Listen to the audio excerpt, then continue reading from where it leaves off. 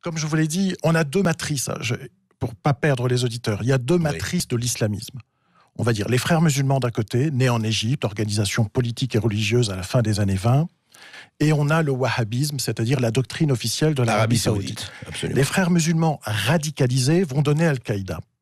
Ben Laden, à 17 ans, 18 ans, il va à Istanbul, il serre la main du mentor d'Erdogan, qui s'appelait Erbakan, etc.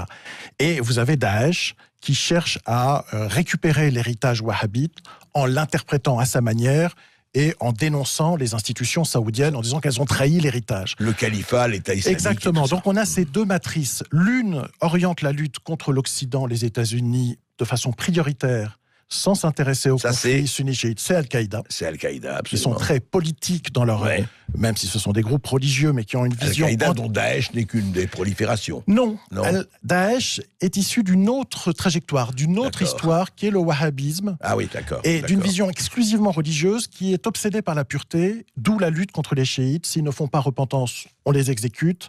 D'où la lutte contre les musulmans laïcs, qui sont des traîtres, etc., etc. C'est la pureté et le territoire, vous voyez, chez cette expression-là. Et à mon sens, ça c'est une thèse que nous posons dans le livre, si mes chers collègues ne sont pas d'accord, qu'ils la discutent, mais de manière académique, avec du terrain. C'est que l'explication du fait que beaucoup de volontaires ont quitté la France ou la Belgique pour partir sur le territoire de l'État islamique, c'est qu'ils ont été socialisés par le salafisme de manière préalable. Ils cherchent la pureté. Et quand un espace de pureté s'annonce de manière officielle, le pseudo-califat en juin 2014, ils partent, ils font ce qu'ils appellent la hijra, c'est-à-dire qu'ils reproduisent le comportement du prophète qui quitte Médine pour la Mecque, qui quitte la mécréance pour la vraie foi, et donc ils vont sur ce territoire. Quand on est jeune, on a un idéal de pureté et ils embrassent cet idéal de pureté. Exactement.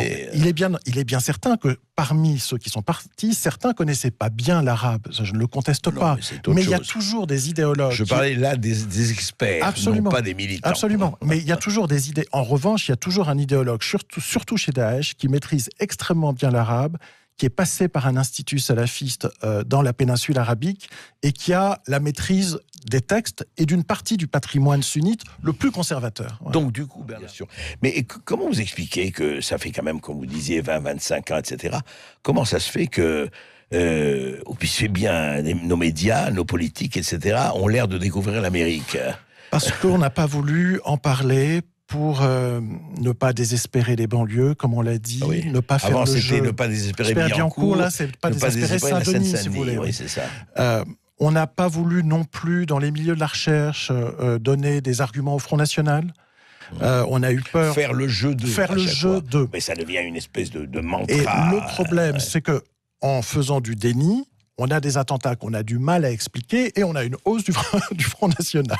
Donc ça, ce raisonnement me semble... C'est perdant sur tous les plans. Absurde. Absolument. Alors l'idée, encore une fois, le livre ne veut pas dire c'est une vague généralisante qui prend tout l'ensemble du pays.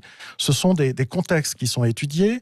On est une petite équipe, on n'a pas couvert l'ensemble du territoire, mais on a réalisé des biopsies, c'est-à-dire vraiment des analyses très approfondies sur plusieurs années de lieux emblématiques. Voilà.